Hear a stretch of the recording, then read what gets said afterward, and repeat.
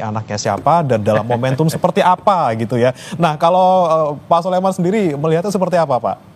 Jadi ini buktinya bahwa TNI juga tidak sedang dalam keadaan baik-baik saja. Oke. Sama kan? Nah, ini sudah bukti yang paling jelas bahwa TNI sedang tidak baik-baik saja. Kita bukan melihat siapa yang digeser, tetapi sistemnya. Artinya ada sistem yang tidak main di sini. Yang disampaikan tadi pembukaan Kadispen, TNI itu ada yang namanya Wanjakti. Jadi kalau sudah lewati Wanjakti, itu sudah pasti, tidak mungkin tidak pasti, itu.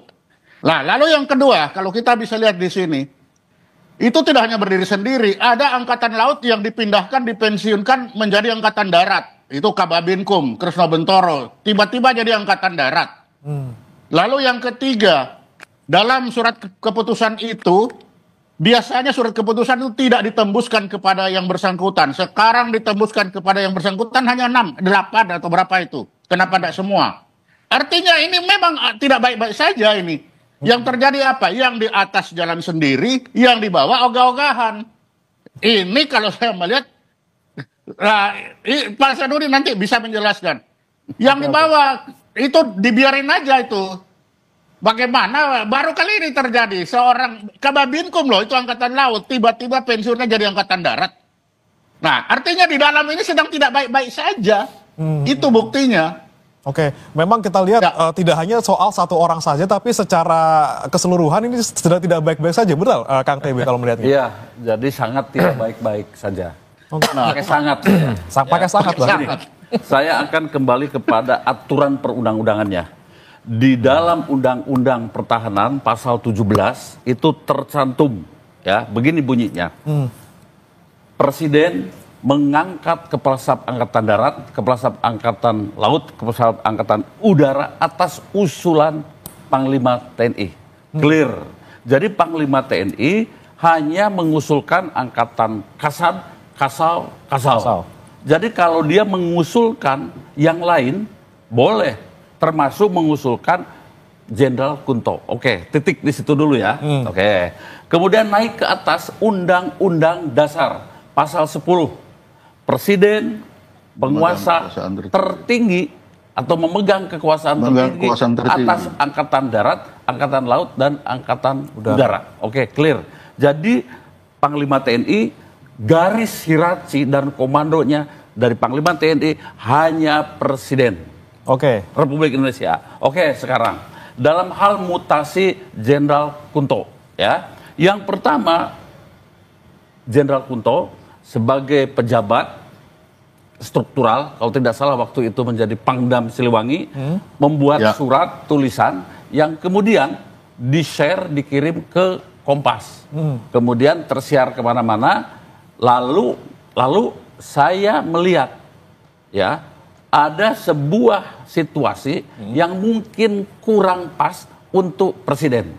Oke. Lalu keluarlah surat mutasi, beliau dimutasikan menjadi staf. Ya. Di situ boleh tidak? Boleh. Presiden sebagai, ya, memegang kekuasaan tertinggi. Jadi sampai di situ Presiden ke-7 boleh. Oke. Kemudian setelah itu Presiden ke-7 turun, diganti oleh Presiden ke-8. Ya. Lalu dimutasikan lagi, naik kepada menjadi Panglima Kogab Wilhan. Ya, oke. Di situ Presiden boleh. Presiden dapat memerintahkan ini. Nah, sekarang setelah menjadi Panglima Komando Gabungan, nah di situ lalu dimutasi. Nah, ini lalu dimutasinya itu menjadi staf ahli Kasad, ya. Ini boleh tidak? Menjadi pertanyaan sekarang, ya. Panglima TNI memutasikan yang bukan Kasad, Kasal, ya, boleh memutasikan Jenderal Kunto, boleh. Tetapi masalahnya, apakah itu sudah sesuai perintah dari Presiden?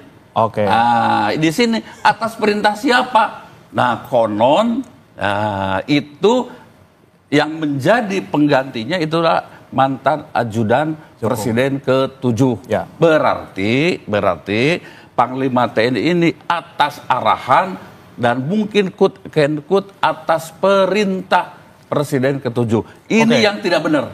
Ini ada indikasi Tidak gitu ya, benar. walaupun belum ada buktinya gitu ya, Kang TB ya. Betul. Nah, sekarang kalau memang ini komunikasikan saja. Komunikasikan saja ya kepada presiden baru. Nah ini kenapa kemudian terjadi, bisa jadi ada dalam tanda kutip arahan dari pihak tertentu, tapi kemudian sudah terlanjur diteken, sudah terlanjur keluar, mungkin ada kekuatan lain, mungkin dari sini dari Pak Prabowo mungkin sebagai panglima tertinggi. Kalau kemudian setelah keluar surat keputusan dan 5 hari kemudian diralat, ya hanya satu yang meralat dan memiliki kewenangan di atas Panglima TNI adalah Presiden. Andaikan itu Presiden Bapak Prabowo yang kemudian memerintahkan, sah. Boleh. Sah, karena Panglima tertinggi. Mengembalikan ke jabatan itu. Karena beliau ya sebagai penguasa tertinggi. Ya, jadi boleh. Yang saya tidak habis pikir bagaimana Panglima TNI masih diintervensi oleh seorang sipil. Oke. Ini bahaya. Ini yang menjadi pertanyaan saya ke Mas Adi nih Mas. Berarti yang selama ini orang-orang bilang ada power lain, matahari kembar tuh gimana tuh Mas? Berarti ada power lain yang mengintervensi di sini gitu loh. Boleh kita sebut, ya saya nggak mau sebut langsung, tapi oke lah. Semua sudah bertahu. Seperti apa Mas Adi membacanya nih? Ya saya kira ingin komentar 2 hal ya. Pertama memang kalau kita membaca survei-survei politik secara umum bahwa tingkat kepuasan publik terhadap institusi TNI itu tinggi, persis di bawah institusi kepresidenan. Itu bisa mencapai 80%. Apa yang kemudian membuat persepsi publik begitu puas atas kinerja TNI selama ini? Karena memang TNI itu tidak pernah dinilai cawe-cawe ataupun punya irisan yang cukup kuat dengan urusan-urusan politik apapun. Jadi hanya fokus pada persoalan pertahanan dan keamanan. Itu yang secara prinsip Mas. Tapi yang kedua, saya khawatir apa yang terjadi soal mutasi yang dianulir begitu cepat. Secepatnya ini juga akan menimbulkan bagaimana persepsi yang agak kurang baik ya terhadap TNI secara institusi.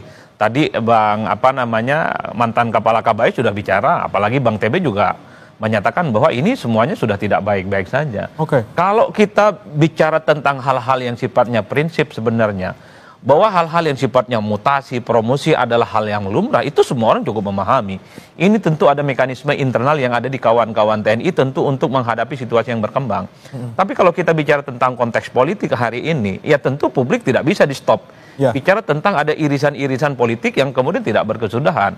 Apapun judulnya, Kunto itu adalah anak dari Wakil Presiden Republik Indonesia yang ke-6. Ya. Pak Tris Trisno yang beberapa waktu yang lalu menjadi salah satu purnawirawan yang ikut tanda tangan dan menyatakan sikap terkait dengan upaya untuk mengganti wakil presiden.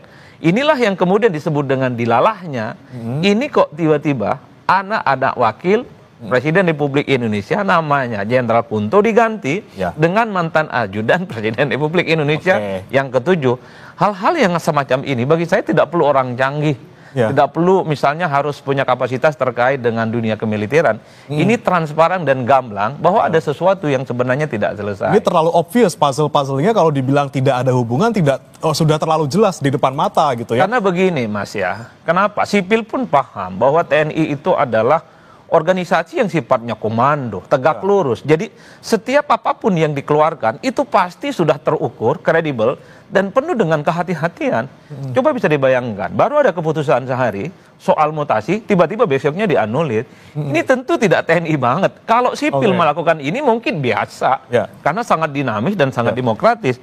Kalau ini terjadi pada institusi TNI yang memang zero kesalahan, itu tentu wajar kalau kemudian orang bicara ada sesuatu yang melampaui hal-hal teknis yang sering kita dengar. Oh ini soal mutasi biasa, ini terkait dengan kebutuhan organisasi, karena ada kegentingan, karena ada kebutuhan dan seterusnya.